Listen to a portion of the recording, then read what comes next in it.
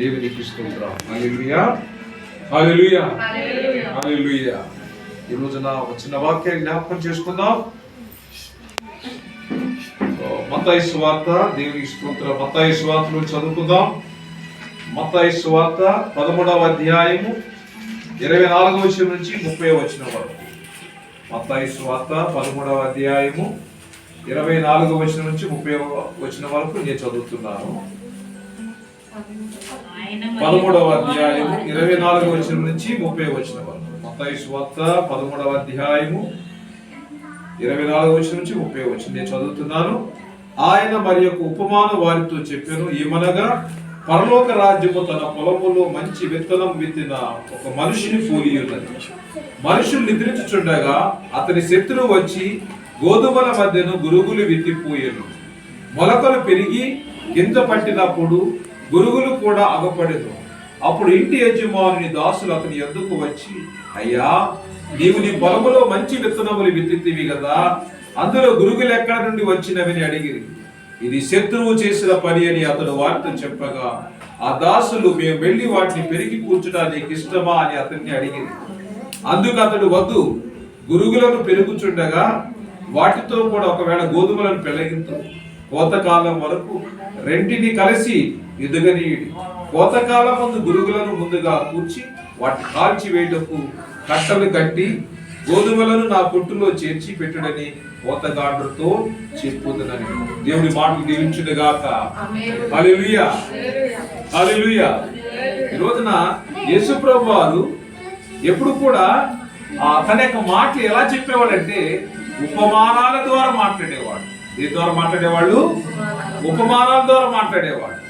ఉపమానం ఎప్పుడు కూడా ఏంటంటే అది అర్థమయ్యేది కాదు, ప్రజలకు అర్థమయ్యేది కాదు. శిష్యులు అంటే ఆయన దగ్గరికి వచ్చి అడిగినమాట, అయ్యా, ఏంటి మీరు ఎప్పుడు ఇలా మాట్లాడుతున్నారు, మీరు మాట్లాడే భాష ఎవరికి అర్థం కావట్లేదు అని యేసుప్రభు దగ్గరికి వచ్చి చెప్పేవాడంట. యేసుప్రభు వారు ఏమన్నారంటే, చూడండి అక్కడ అదే అధ్యాయము 10వ వచనం చూడండి. తరువాత శిష్యులు వచ్చి నీవు ఉపమాన రీతిగా ఎందుకు వారితో మాట్లాడుచున్నావని ఆయన అడుగగా, ఆయన వారితో ఇట్లనెను, పరలోక రాజ్య మర్మములు ఎరుగుట మీకు అనుగ్రహింపబడినది గాని వారికి అనుగ్రహింపబడలేదు. దేవునికి స్తోత్రం. హల్లెలూయా. అంటే పరలోక రాజ్యం గురించిన మర్మాలు అర్థం చేసుకునే భాగ్యం ఎవరికి ఇచ్చాడంటే శిష్యులకి ఇచ్చాడు. ఆయన నమ్మిన వారికి ఇచ్చాడు. కానీ ఆయన నమ్మని వారికి ఆ మర్మం ఏంటో అర్థం కాదు. అంటే ఈ రోజున పరలోక రాజ్య మర్మాలు నీకు నాకు ఆయన రివీల్ చేశాడు. దేవుని స్తోత్రం. పాత నిబంధన కాలంలో ఇంతకుముందు కూడా చెప్పాను వాక్యంలో ఒక మర్మము మరుగు చేయబడిందని చెప్పింది. పాత నిబంధన కాలంలో మరుగు చేయబడిన మర్మం ఏంటి? యేసు ప్రభువు. పాత నిబంధన కాలం మరుగు చేయబడిన మర్మం ఏంటి? యేసు ప్రభువు.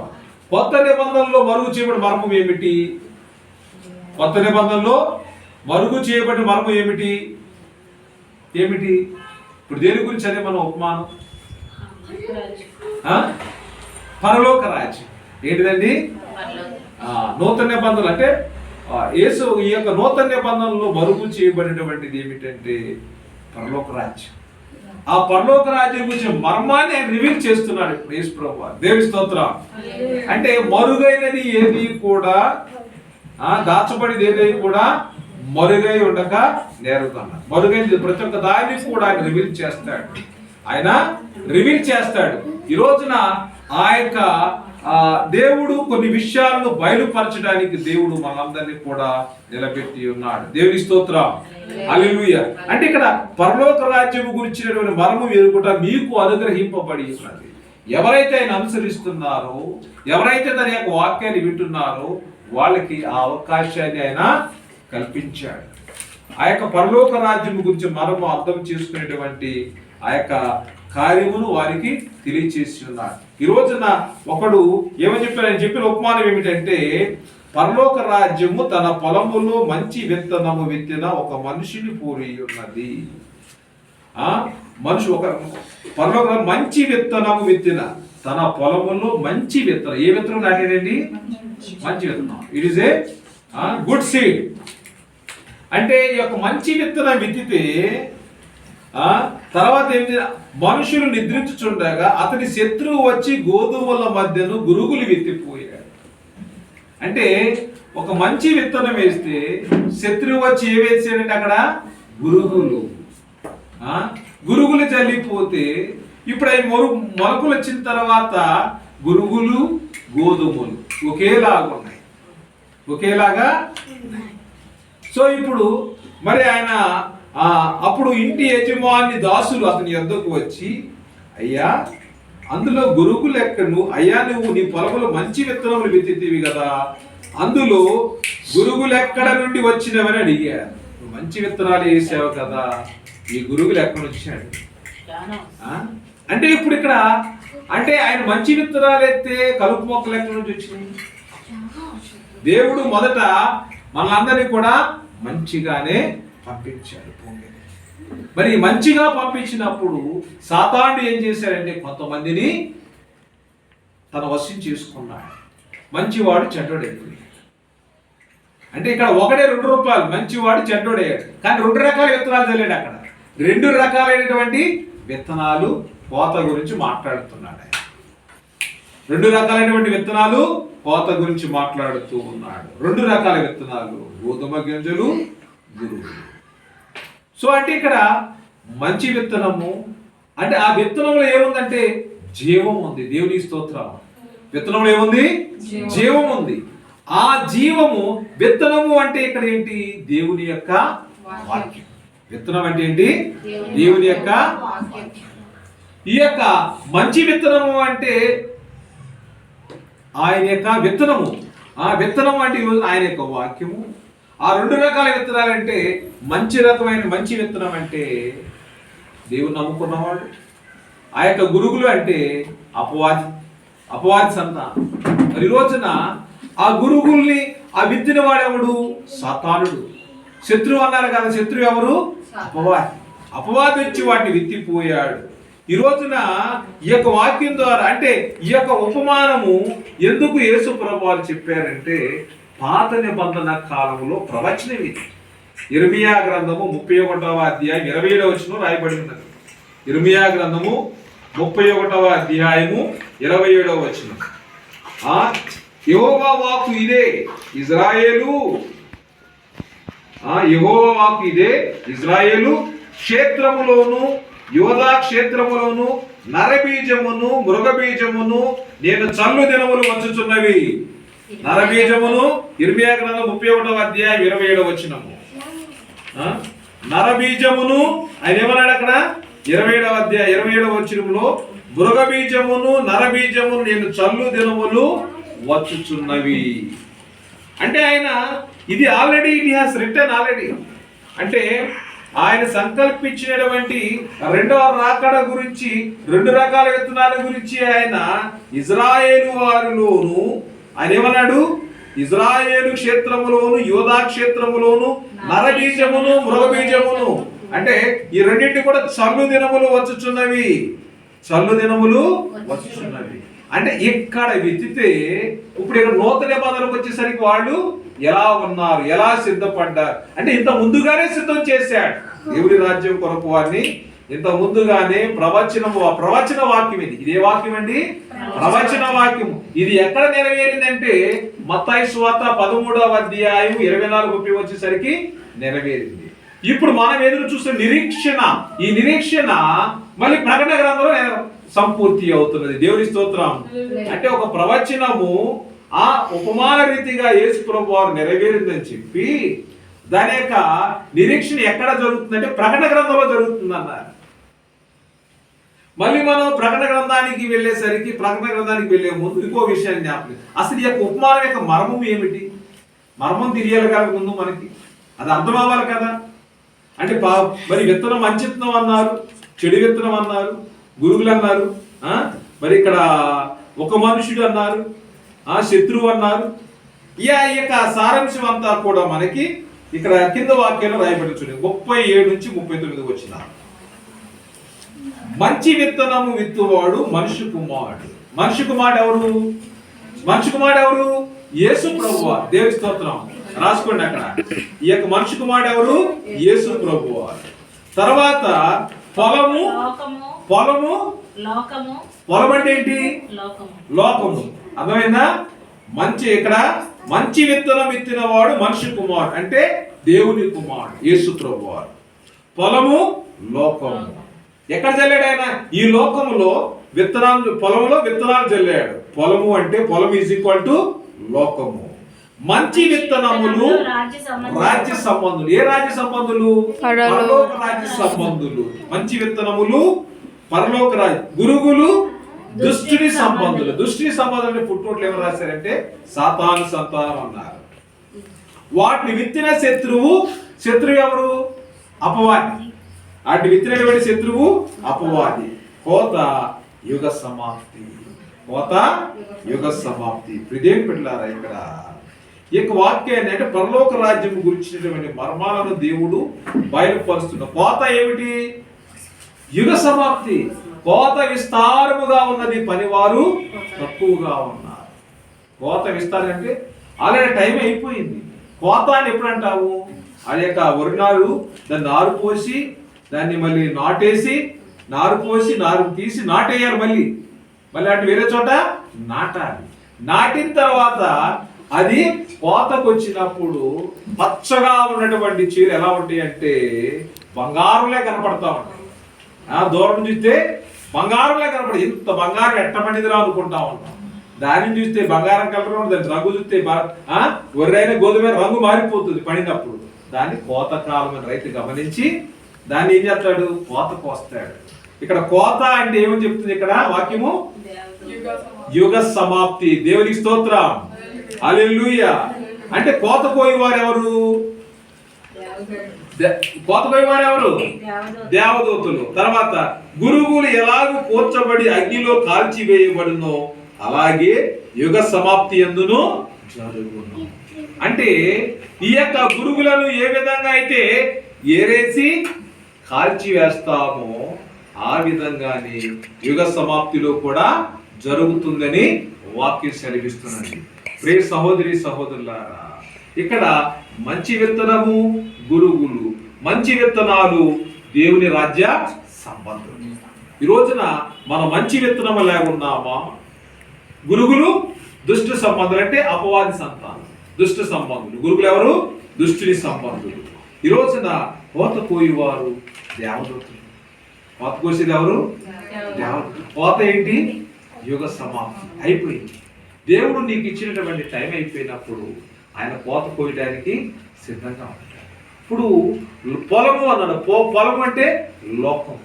పొలము అంటే లోకం. ఈ లోకం మీద ఆయన వేసినటువంటి విత్తనాలు ఎలా మొలిచాయి చూస్తాడు ఆయన. చూస్తాడు ఆయన వాక్యము. ఆయన ఎప్పుడు కూడా ప్రతిరోజు కూడా శ్రేష్టమైనటువంటి వాక్కు అంటే విత్తనం. దేవుని యొక్క విత్తనం. మంచి విత్తనము ఆ యొక్క వాక్కులో మంచి విత్తనం అన్నాడు. పరలోక రాజ్యానికి నన్ను చేర్చాలని తండ్రి తాపాత్రయం అంతా కూడా. మరి రోజున మనం ప్రకటన గ్రంథ మర్మాలంతో కూడినటువంటి యొక్క వాక్యములో మరి యొక్క విషయము మంచి విత్తనము విత్తింది కదా. అందులో గురుగులు ఎక్కడి నుండి వచ్చినాయి అని చెప్పేసి వాక్యం అడుగుతున్నాడు. అందులో నువ్వు మంచి విత్తనాలు ఎత్తావు కదా, గురుగులు ఎక్కడి నుంచి వచ్చావని అడిగాడు. ఇది శత్రువు చేసిన పని. ఎవరు చేశాడు? ఇది శత్రువు చేశాడు. నీ జీవితంలో శత్రువు పని చేస్తున్నాడు, నా జీవితంలో పని చేస్తున్నాడు. ఈ యొక్క మంచి విత్తనాన్ని, మేలుకరమైన విత్తనాలని నాశీరకమైన దానిగా మార్చి వేస్తూ ఉన్నాడు. ఈ రోజున వాక్యం లేకపోతే మనం కూడా ఏ విత్తనం? గురుగులే. వాక్యం లేనివాడు గురుగులే. సో కాబట్టి ఆ కోత కాలం వరకు రెండింటిని కలిసి ఎదుగనియుడి. యజమానుడు ఏమన్నాడు? అందుకు అతడు వీటిని పెరిగేవాడు నీకు ఇష్టమా అంటే వద్దు. గురుగులను పెరుగుచుండగా వాటితో కూడా ఒకవేళ గోధుమలను పెళ్ళగింతురు. కోతకాలం వరకు రెండింటిని కలిసి ఎదుగనియడి. కోతకాలం ముందు గురుగులను ముందుగా కూర్చి వాటిని కాల్చి వేయటకు కట్టలు కట్టి గోధుమలను నా కొట్టులో చేర్చి పెట్టడానికి కోతగాండ్రు చూస్తున్నాడు. ఇక్కడ దేవుని బిడ్డలారా, దేని ముందు తీసేస్తాడంటే దేవుడు? గోధుమలనా గురుగులనా? గురుగుల్ని ముందు తీసివేసి కట్టలు కట్టి అన్ని ఏం చేస్తారు? కాల్చివేస్తారు. కాల్చేస్తారు. మరి గోధుమల్ని కొట్టులో చేరుస్తారు. కొట్టు అంటే ఇక్కడ పరలోకం. కొట్టు అంటే ఏంటి? ఇక్కడ కొట్టులో చేర్చి చేర్చుడని కోతగాండ్రతో చెప్తానన్నా. దేవుని యొక్క వాక్యము ఇక్కడ 2 రకాల విత్తనాలు కోత గురించి మాట్లాడాడు. కోత యుగ సమాప్తి. కోత యుగ సమాప్తి. ఇది ఎక్కడ నెరవేరిందంటే నూతన నిబంధనలో ప్రకటన గ్రంథం చూడండి 14వ అధ్యాయానికి వచ్చేసరికి ప్రకటన గ్రంథము 14. ప్రకటన గ్రంథము 14 నుంచి 16. మరియు నేను చూడగా ఇదిగో తెల్లని మేఘము కనబడెను. మనుష్య కుమారుని పోలిన ఒకడు ఆ మేఘము మీద ఆసీనుడై ఉండెను. ఆయన శిరస్సు మీద సువర్ణ కిరీటమును, చేతిలో వాడిగల కొడవలియు ఉండెను. అప్పుడు మరి యొక్క దూత దేవాలయములో నుండి వెడలి వచ్చి, భూమి పైరు పండి ఉన్నది, కోతకాలం వచ్చినది, నీ కొడవలి పెట్టి కోయమని గొప్ప స్వరముతో ఆ మేఘం మీద ఆశీనుడై ఉన్న వానితో చెప్పాను. మేఘం మీద ఆశీనుడై ఉన్నవాడు తన కొడవలి భూమి మీద వేయగా భూమి పైరు దేవునికి స్తోత్రం. ఇది మన నిరీక్షణ యొక్క ఫలం అండి. ప్రకటన గ్రంథంలో చెప్పింది ఏంటంటే ప్రవచనము ఇర్మియా గ్రంథంలో చెప్పారు. యేసు ప్రభువు నెరవేరిందని మత్తయి సువార్తలో చెప్పారు. ఫైనల్ రిజల్ట్ ఇదండి. నెరవేరిన తర్వాత సంపూర్ణంగా ఈ యొక్క వాక్యము నెరవేరినది. పైరు పండి భూమి పైరు పండి ఉన్నది. భూమి పైరు పండి ఉన్నది అంటే ఎండిపోయి ఉన్నది. దాన్ని ఏమంటారు? భూమి పైరు ఉన్నది అంటే ఏంటి? పైరు పండిందంటే గోధుమల్లో కానీ వరిలో కానీ పైరు పడిందంటే ఎండిపోయింది. పైరు పడటం అంటే ఏంటండి? ఎండిపోయింది. అదే ఫలాలు అనుకోండి, ఫలాలు ఎండిపోతే తినలేము. కొన్ని పండ్లు తినలేము మనం. అరటి పండు ఎండిపోయినా, జామ పండు, మామిడి పండు ఎండిపోతే తినలేము. ఇక్కడ పంట అంట ఎండిపోయిందంట. ఎండిపోయింది కాబట్టి ఇప్పుడు ఏం చేయాలి? వాళ్ళు కొయ్యాలి. పంట కొయ్యాలి. ఇస్సాకు ఆ రోజున విత్తనము వేసి ఎంత పంట కోసాడండి? 100 పంట కోసాడు. దేవుని స్తోత్రం. ఇస్సాకు విత్తనం వేసి 100 పంట. ఇది అసాధ్యం అందరికి. ఈ రోజుల్లో పొలంలో ఎకరానికి 30 బస్తాలు, 40 బస్తాలు, 30, 25 నుంచి 30, 35, 40 బస్తాలు పడుతుంది ఎకరానికి. దాన్ని మరి ఈ రోజున ఇస్సాకు మరి ఎంత కోసాడు? అప్పుడు ఏమైనా ఫెర్టిలైజర్స్ ఉన్నాయా? మాన్యూర్ ఉందా? ఏమీ లేదు. అంటే దేవుడు మన తోడుగా ఉంటే మనం కూడా 100 ఫలిస్తాం. దేవుని స్తోత్రం. హల్లెలూయా. అంటే ఫలించటానికి ఆయన మనల్ని పంపిస్తాడు. ఫలించడం కోసమే నేను భూమి మీదకి పంపించాను. నీ జీవితం ఫలించాలి, నా జీవితం ఫలించాలి, మనందరి జీవితాలు ఫలించుట ఆయన చూసి, మన యొక్క సత్క్రియలు చూసి పరలోకమందున తండ్రి బహుగా సంతోషించాలి. దేవుని స్తోత్రం. హల్లెలూయా.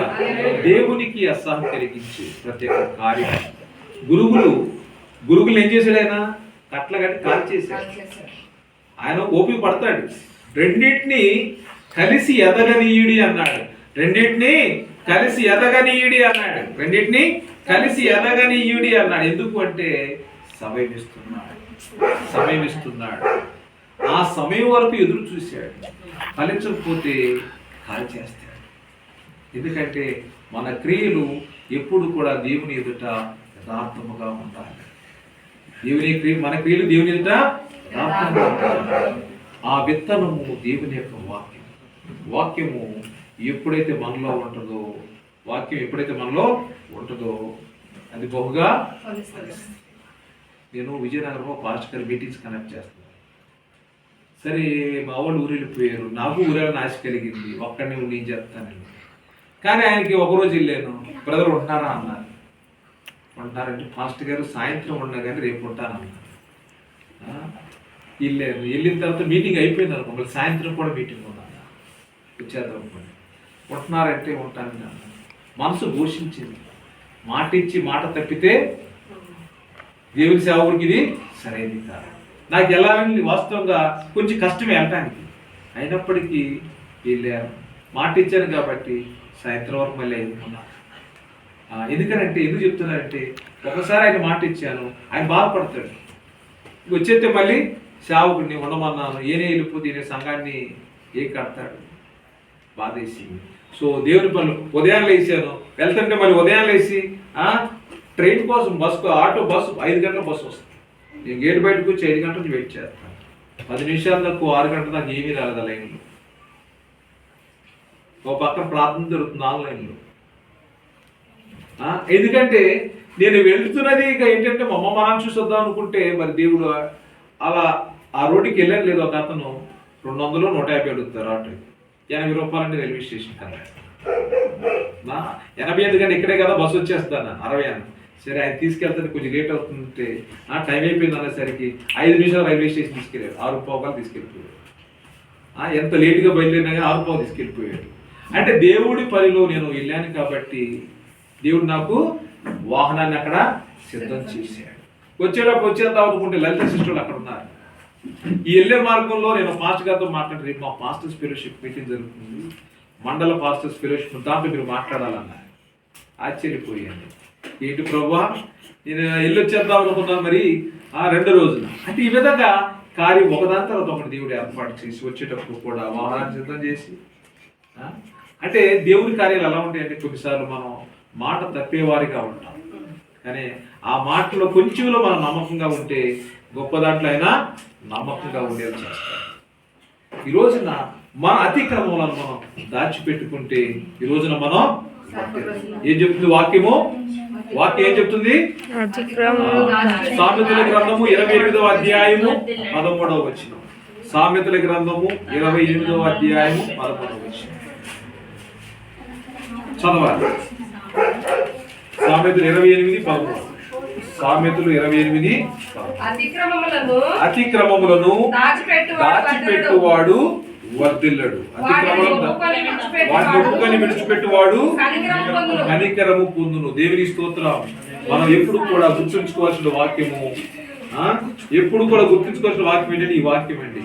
అందరూ డైరీలో రాసుకోండి.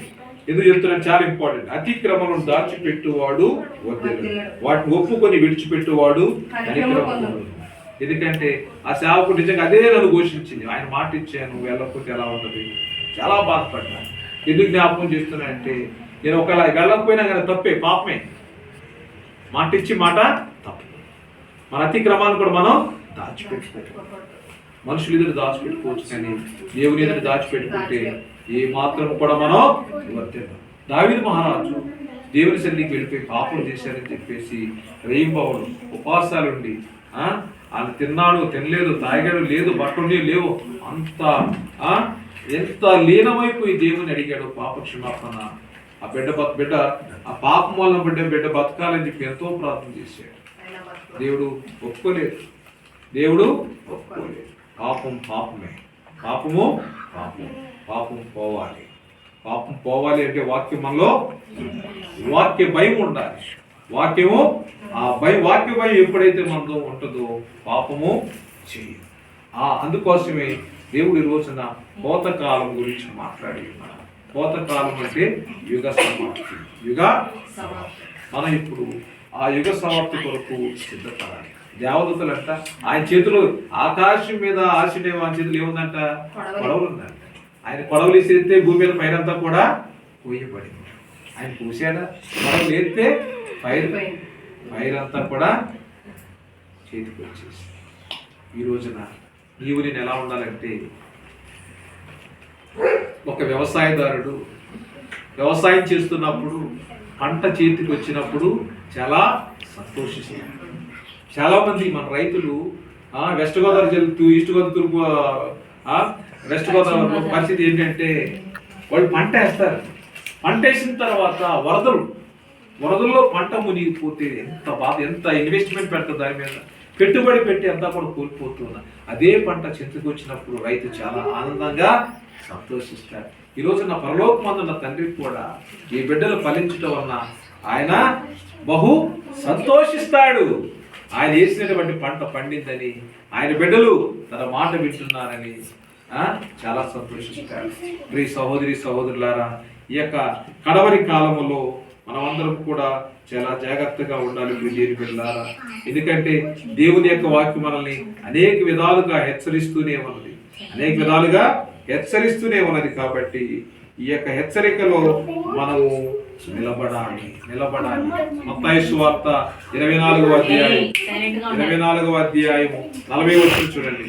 24వ అధ్యాయము 40వ వచనం. ఆ కాలమున ఇద్దరు పొలములు, మత్తయి సువార్త 24వ అధ్యాయము 40వ వచనం. ఆ కాలమున ఇద్దరు పొలములో ఉందురు, ఒకడు తీసుకుపోబడును, ఒకడు విడిచిపెట్టబడును. ఒకడిని తీసుకువెళ్తాడు, ఒకడిని విడిచిపెట్టాడు. కాబట్టి ఆ దినమున మీకు ఏమి కావున ఏ దినమున మీ ప్రభు వచ్చును మీకు తెలియదు కనుక మెలకుగా ఉండి, ఏ జామున దొంగ వచ్చును ఇంటి యజమాని తెలిసి అతడు మెలకుగా ఉండి తన ఇంటికి కథ పోయినని మీరు ఎరుగుదురు. మీరు అనుకోని గడియలో మనుష్య కుమారుడు వచ్చును కనుకనే మీరును సిద్ధముగా ఉండి. దేవుని స్తోత్రం. హల్లెలూయా, హల్లెలూయా. ఈ విధంగా మనమందరం కూడా సిద్ధముగా ఉండాలి. ఇద్దరు పొలములో ఉంటే ఒకడిని తీసుకుని వెళ్ళు. ఇద్దరు తిరగలి విసురుచుండగా ఒకటి తీసుకుని పోవడం, ఒకటే విడిచిపెట్టబడును. మరి కాబట్టి మన యొక్క జీవితాన్ని ప్రభుకు ఉపయోగకరంగా మనం జీవించాలి. ప్రభు మెచ్చుకునే జీవితంగా మనం ఉండాలి.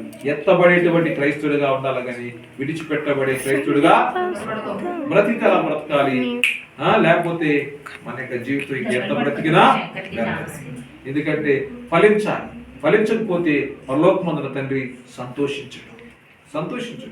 మన పిల్లలు వృద్ధిలోకి వస్తారని మనం సంతోషిస్తాం. పరలోకమందున తండ్రి కూడా మన యొక్క జీవితం గురించి అదే ఆలోచిస్తున్నాడు.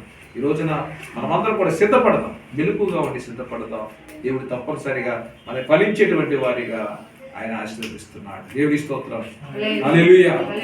అందరం కళ్ళు మూసుకొని ప్రార్థన చేసుకుందాం.